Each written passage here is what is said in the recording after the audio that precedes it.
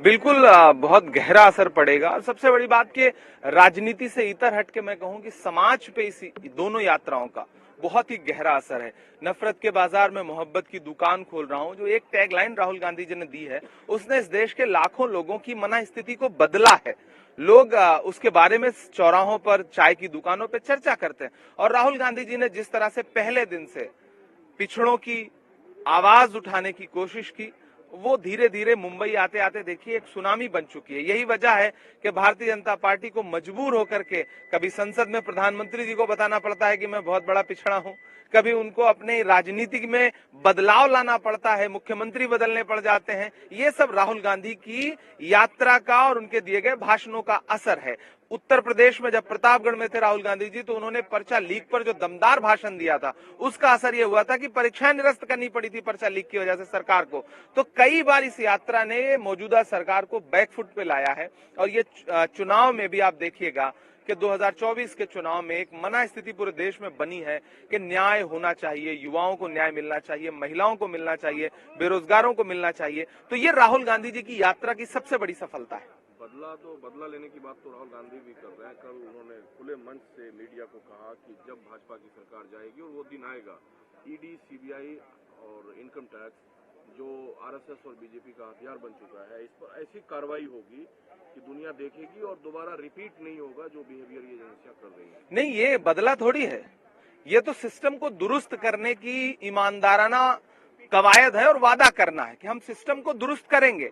एजेंसियों के दुरुपयोग में जो लोग शामिल हैं और एजेंसियों के वो अधिकारी भी जो इसमें शामिल हैं, जो एक्सटॉर्शन करने के लिए भारतीय जनता पार्टी को औजार प्रोवाइड करते हैं, सहायता प्रदान करते हैं, उनके खिलाफ सरकार आने पर कार्रवाई की जाएगी और देश इसको देखेगा। तो ये राहुल गांधी जी का बहुत तगड़ा स्टेटमेंट है और हम ऐसे स्टेटमेंट का स्वागत करते हैं, क्योंकि जनता भी चाहती है कि राहुल गांधी जी इसी भाषा में बात करें। इसी ईडी ने कविता को गिरफ्तार किया।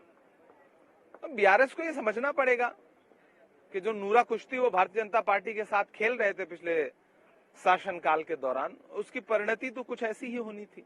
आप सबसे बड़े सूबे उत्तर प्रदेश से आते हैं और दूसरे बड़े सूबे से आप सांसद हैं।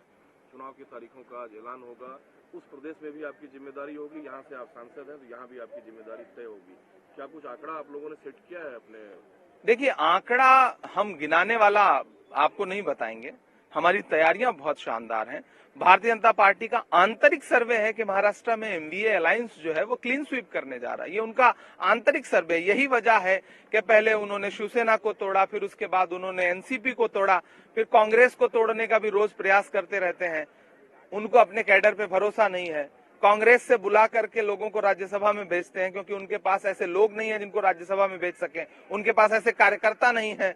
तो ये बताता है कि कांग्रेस के साथ साथ एमबीए का पूरा जो कुनबा है वो कितना मजबूत है। यहाँ पर उन्होंने सरकार गिराई, लेकिन जनता अभी भी उनके खिलाफ खड़ी हुई है। महाराष्ट्र में, उत्तर प्रदेश में भी इंडिया अलायंस पूरी मजबूती के साथ चुनाव लड़ने जा रहा है और आप देखेंगे कि नतीजे नरेंद्र मोदी जी के भाषणों से बिल्कुल उल्टे होंगे। आपको लगता है बीआरएस का और बीजेपी का मैच फिक्स है तेलंगाना में, क्योंकि वहाँ आप रूलिंग पार्टी है?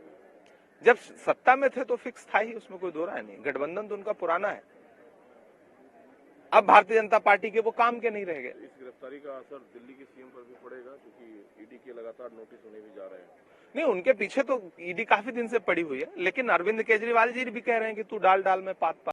हमसे जुड़े रहने के लिए हमारे YouTube चैनल को सब्सक्राइब करें और नई वीडियो की नोटिफिकेशन के लिए बेल आइकॉन को दबाएं।